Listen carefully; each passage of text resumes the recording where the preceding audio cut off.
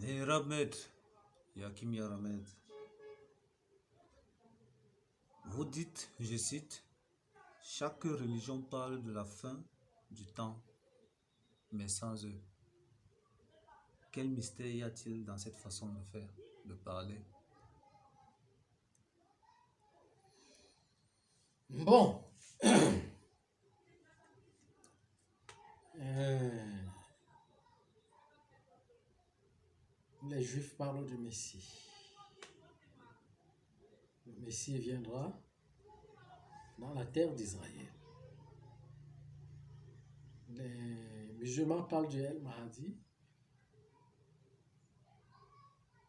Le Mahdi viendra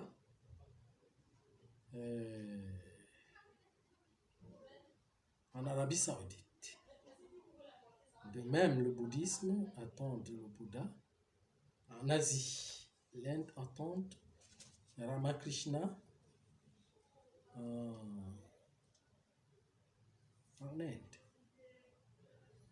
De façon que chaque religion ne parle pas de sa fin, du temps, parle de la fin du temps des autres religions. Les musulmans parlent de la fin du temps des chrétiens.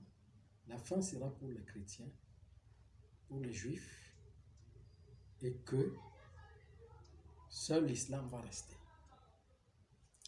Les juifs disent que ce n'est que le judaïsme qui va rester, donc la Kabbale, la Torah. Et le reste viendra se construire chez les juifs. Les chrétiens, eux, ils ont dit que c'est Jésus qui est le sauveur. Jamais personne d'autre ne sauvera le monde. Voyez donc que quand on parle de la fin, chacun a l'image de sa fin. L'image de la fin de l'autre. La fin de l'autre. Maintenant, moi, je vais vous dire comment les choses sont formées. L'Israélite est l'âme divine. L'Égyptien est l'âme humaine. Hein? Est-ce que ça a quel rapport avec un humain qui réside quelque part en Israël? Ça a un rapport? Okay. L'islam veut dire la terre sacrée, la nouvelle terre, la terre de beauté. C'est en Arabie Saoudite.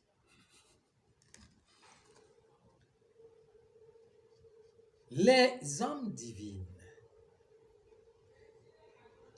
sont dans, comment je vais dire, il y a une différence entre l'âme divine et la partie divine de l'âme. L'âme divine, c'est toute une âme que son, comment je vais dire, comment je vais expliquer ça? Que la divinité domine l'humanité en soi. Et l'âme humaine, c'est une âme où l'humanité domine la divinité. Ça veut dire que l'humanité est grossière et la divinité est très petite et infime. Donc quand on dit maintenant la terre d'Israël, c'est la terre des âmes divines, donc les âmes qui ont la conscience divine, auxquelles on ne porte que les âmes. Ces âmes sont portées seulement par le corps de gloire. Donc si on part regarder Israël n'existe pas dans ce monde-ci.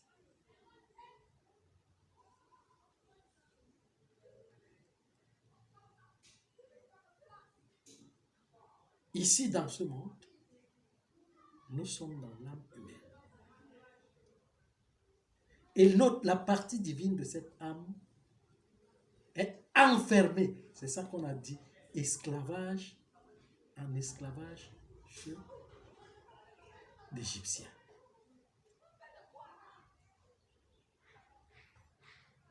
Voyez ce que je suis en train de dire. Donc, quand on dit que le Messie est formé de la terre d'Israël,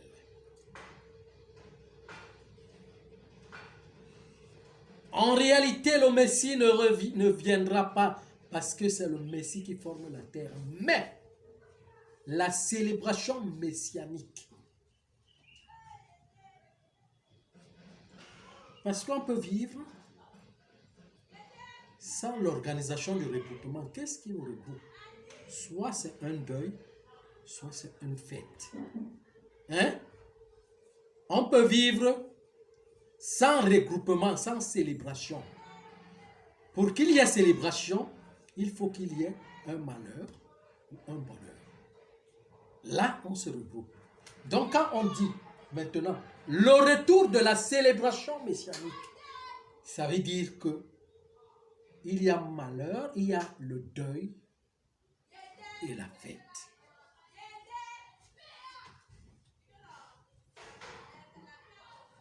D'où on dit que la célébration messianique se fait dans la terre d'Israël, qui veut dire terre sacrée. Pas la terre polluée, mais la terre sacrée, auquel le souffle régénère notre univers, de façon que les globes se régénèrent.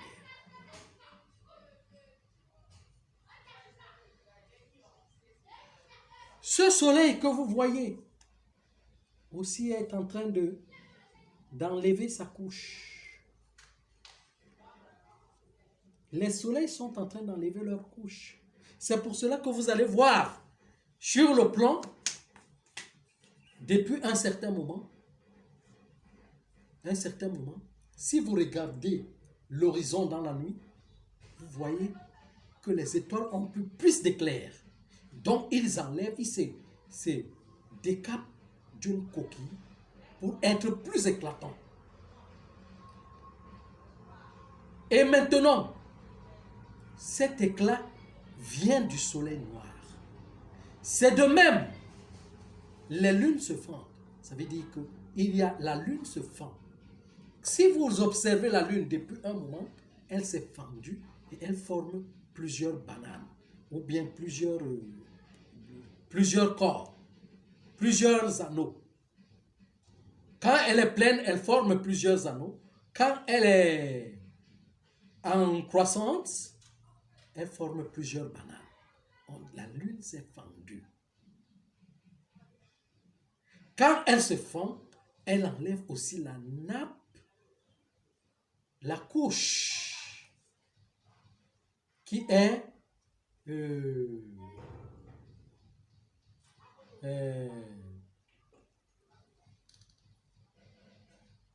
ancienne pour se renouveler. C'est de la même façon les noyaux des planètes se fragilisent à partir du centre et la planète commence à être secouée, à se célébrer. Vous allez entendre qu'il y a des comment on appelle ça quand la terre s'écoule là?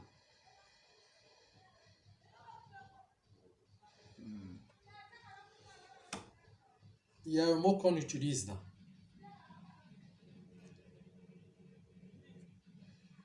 Donc elle commence à être secouée de façon que il peut y avoir des éruptions volcaniques. Glissement de...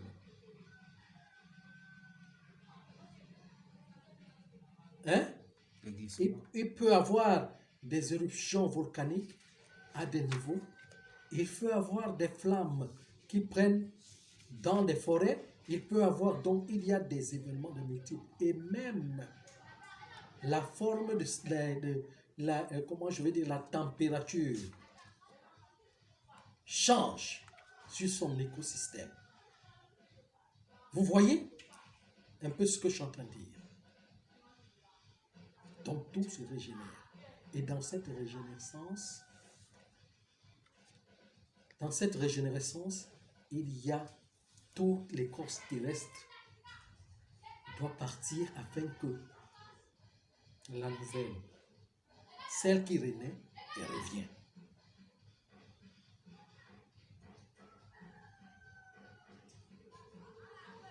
Mais le problème est que la terre sacrée revient s'instaurer, renouveler.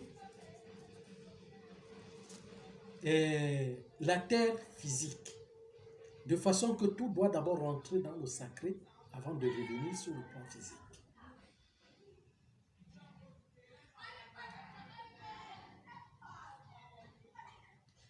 Quand on parle de résurrection des âmes, il y a naissance. Et le mot accompagne toujours le mot résurrection. Comment peut-on penser que on va aller à la résurrection avec ces corps qui sont déjà dégradés? Dans cette aliénation, j'en ai même déjà entendu. Certains disent que Jésus viendra faire comme il avait fait. Ça veut dire que il va guérir les malades seulement en les imposant la main. Et maintenant, quand il va guérir ces malades seulement en les imposant la main, ils vont vivre dans ces corps éternellement. Ou bien ils retomberont malades pour mourir. Je ne comprends pas. L'humanité ne comprend pas ce que ça veut dire. Ce n'est pas avec ce corps. Le corps d'un Israélite n'est pas ce corps.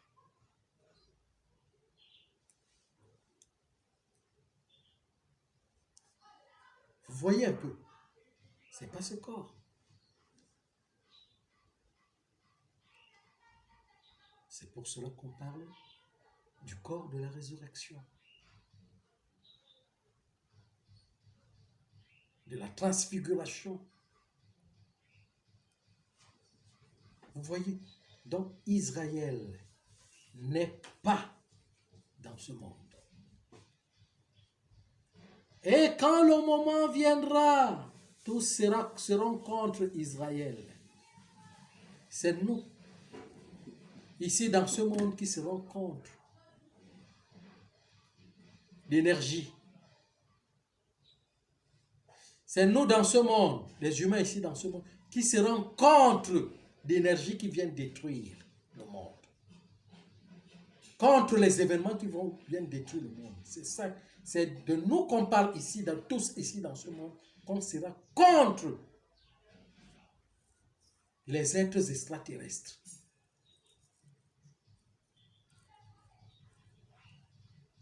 Contre les Israélites.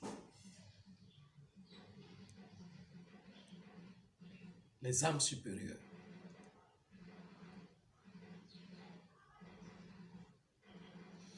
Personne n'a jamais vu la mort venir dans ce corps et il l'a accepté. C'est pas ça? Donc, c'est lui qui apporte la mort. On est contre lui, contre cette personne. N'est-ce pas? Voilà. Naturellement. Tous vont s'unir. Donc, tous vont s'unir. Bon, moi je ne serai plus là avec vous, mais tous vous allez vous unir pour lutter contre Israël.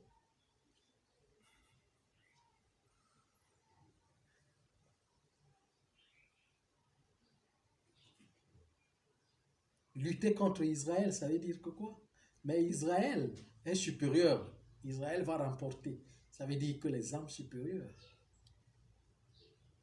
malgré que, juste à présent, à partir du moment où l'initiation a commencé, vous refusez l'énergie, c'est déjà la lutte contre ça. Et des gens sont en train de chercher des solutions. Mais en créant la mort, on va vers la mort. il n'y a qu'une seule chose, que si vous ne craignez plus, c'est que vous avez vaincu les peurs. Moi, par exemple, je dis, je suis à l'abri de la peur. Je suis en sécurité. Vous savez, ce qu'on appelle l'abri de la peur, ce n'est pas avoir des militaires, des soldats qui vous gardent et tout, des ouvriers qui vous gardent, non. Des gardes du corps, non. Sécurité contre la peur, c'est accepter la mort et ne plus la craindre. C'est ça, être à l'abri de la peur. Vous voyez un peu ce que je suis en train de dire. Et alors, mécaniquement, les gens attendent un certain phénomène qui viendra changer le monde, et puis les méchants vont mourir, les bons vont rester. Et tous ces, dans ces religions, ils sont en train de lire les livres chaque jour, disant qu'ils apprennent. Et ils font des prières, disant qu'ils prient. Je vais profiter ici pour répondre à un ami qui m'a posé une question, quelque part. Il m'a demandé, comment reconnaître qu'on est en train de faire la véritable prière? Je lui ai répondu, en réalité, la prière est faite selon l'éducation de chaque règne. Il y a deux règnes. Il y a le règne humain et le règne divin. Le règne divin est pris par la conscience de toute la nature. C'est ça la prière de ce règne. Et le règne humain, pris selon son éducation, donc chacun prie ce qu'il veut avoir. C'est ça qu'il prie, demande à disons Dieu pour qu'il lui donne. Mais sachez que si et seulement si vous priez pour demander à avoir une voiture, vous êtes en train de prier, c'est lui qui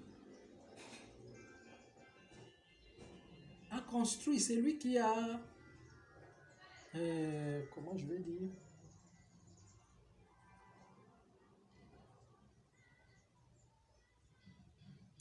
vous serez sur l'emprise du fabricant de ce véhicule que vous avez besoin.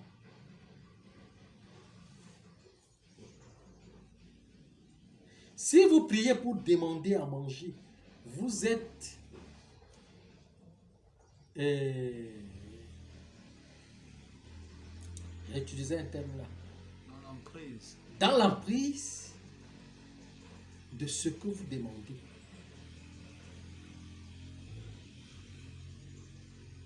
La nourriture. Maintenant, la prière de la conscience est la globalité.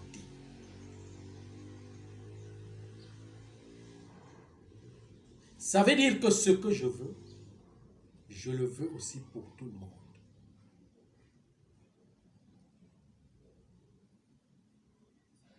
Je ne peux pas accepter l'avoir moi seul. Et c'est défini, même dans la libération. Si c'était que nous devons, comment je vais dire, chaque personne devait se libérer de lui-même, c'est que moi je vous dirais, je suis déjà un humain libre. Je m'en fous de vous. Je n'aime même pas. Mais la condition, c'est qui me fait venir vous donner cet enseignement parce que je suis conditionné par rapport à toutes les âmes aussi.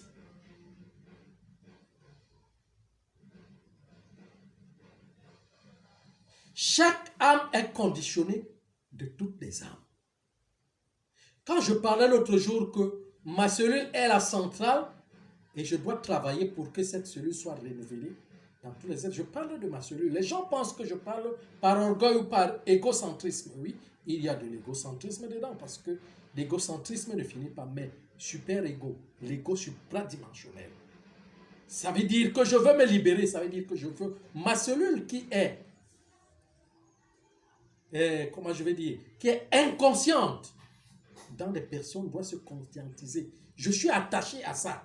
Si ça ne se conscientise pas, ça ne devient pas éclatant de l'état-lumière, moi, c'est que mon travail sera toujours comme un errant. C'est ça, je cherche à libérer le moi dans les autres. Et c'est comme ça que chacun de nous doit chercher à libérer, se libérer en libérant les autres par lui. Regardez par exemple ce qu'on appelle robot. Un robot. La prière robotique, c'est ça que vous appelez les égrégores. Ça veut dire que vous allez réciter la même chose chaque jour qu'il va faire un robot. Quelque part. Et c'est ce robot, selon le niveau et son état, qui vous renverra ce que vous avez besoin. Et pourtant, maintenant, vous n'avez que construit ce robot. Mais il y a une chose. Si votre cellule, si vous êtes une âme humaine perturbante, que vous perturbez les autres, votre cellule sera en train de perturber des autres cellules dans les autres corps, des autres humains. Vous comprenez ce que je dis? Si vous êtes un mauvais magicien, mauvais ritualiste, votre cellule sera en train de faire la même chose dans les autres corps. C'est pour cela que vous allez voir donc les uns suivre les autres comme il n'est pas permis. Pourquoi? Parce que ceux-là manipulent leurs âmes qui vont répercuter dans leurs cellules qui sont dans des autres corps. C'est un état délétère, un état éthérique.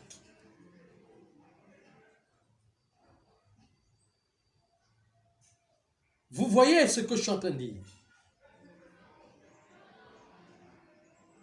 Et maintenant, le problème n'est pas de suivre. C'est pas ça. Mais le problème est que nous sommes constitués en un sur le plan énergétique. C'est ce plan qui doit se libérer.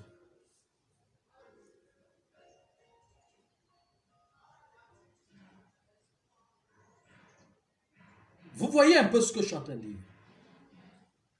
Par exemple, un savant qui est en train de faire quelque chose, qui est en train de faire une découverte, à l'instant, il souffre. Il n'a personne à côté de lui. Mais il veut que l'invention de ce qu'il apporte de cette découverte doit se connaître dans tout le monde entier. Au moment venu, quand pour matérialiser ce qu'il a laissé, sa cellule dans tous les humains va prendre forme pour s'unir, pour réaliser ce que ce savant a laissé.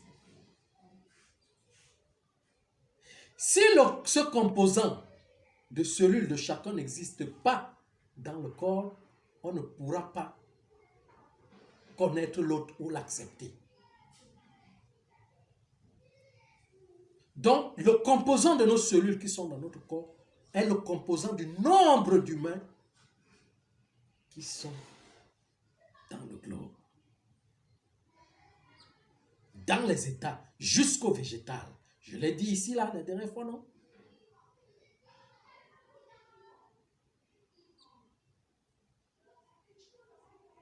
Donc, c'est comme ça. Alors donc, pour qu'il y ait rassemblement, il faut que moi qui suis la cellule centrale se centralise dans tous. D'où je dois travailler moi-même. En travaillant moi-même, ma cellule est en train de travailler, est en train de se travailler aussi. Ça se répercute dans le cœur. Vous savez ce qu'on appelle interconnexion? L'interconnexion, c'est quoi? C'est que si et seulement si Ma cellule peut faire répondre en chaque cœur ce que je pense. On appelle le mouvement de la pensée. Mais pour que ce mouvement de la pensée existe, ce que je pense, il faut que ma cellule devienne ce que je veux. Et comment je vais dire, devienne ce que, pas ce que je veux, mais ce que la nature a besoin dans les autres.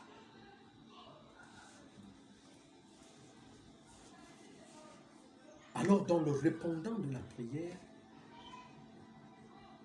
c'est l'unité. En toute chose. C'est ça qu'on appelle la prière royale. Vous avez une question? Non, je vais le remettre. Voilà. Donc, c'est ça. Bon, maintenant, il y a l'autre vidéo où nous sommes arrêtés au chiffre où vous avez posé la question sur 2200. Vous avez oublié. En 2200, c'est, comment je vais dire, toutes les humanités de toutes les globes deviendront un.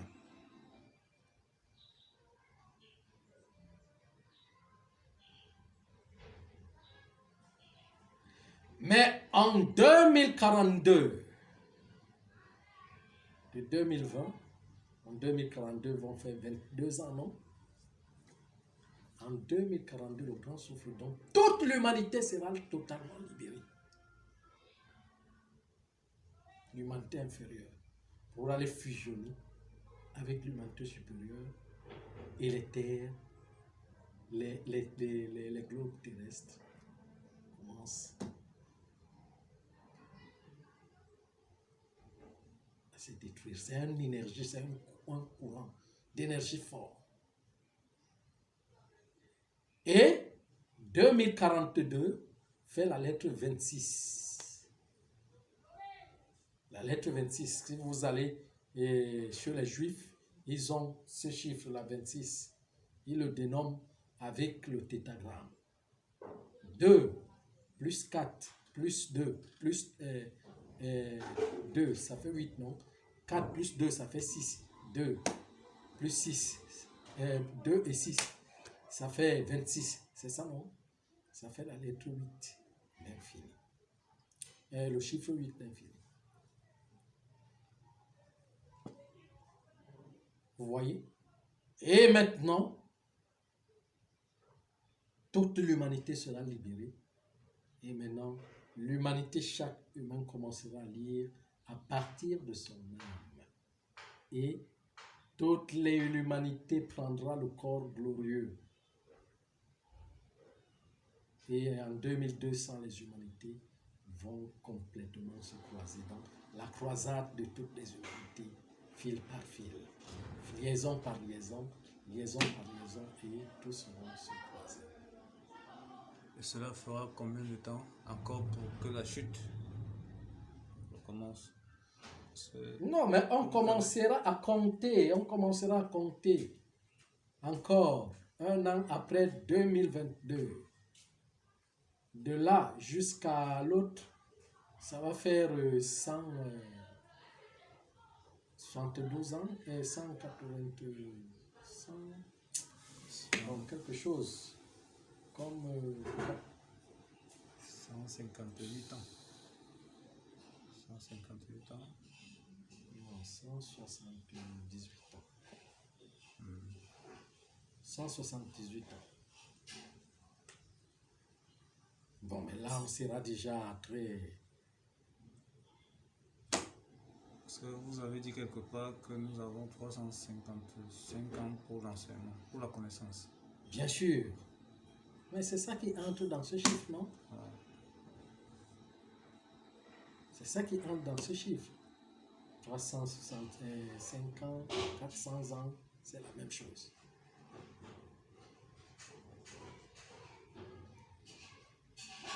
Mais on a encore sur cette terre 21 ans.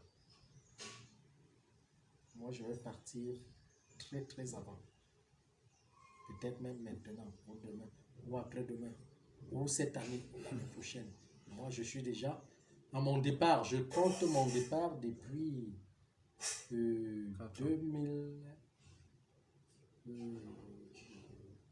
Non, je compte mon départ depuis 2018 que j'ai commencé à compter mon départ.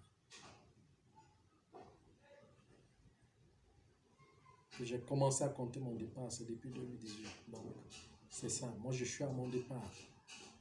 Je ne sais pas si vous comprenez le phénomène que je suis en train de vous expliquer. Donc, c'est comme ça.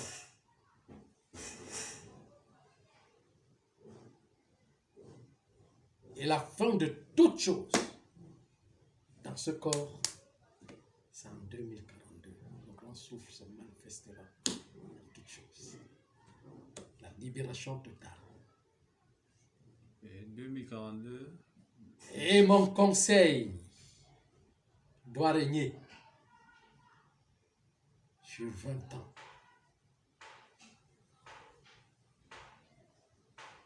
Pour cette célébration, avec ceux qui sont capables d'amener cette équipe. Vous pensez que ceux qui sont dans les forêts vont utiliser aussi les livres? Pourquoi non? On va utiliser ce qu'on appelle le fantôme et l'esprit universel. Le fantôme, l'âme et l'esprit. Donc, nous allons nous joindre complètement par les terres. L'enseignement va se faire sans lire.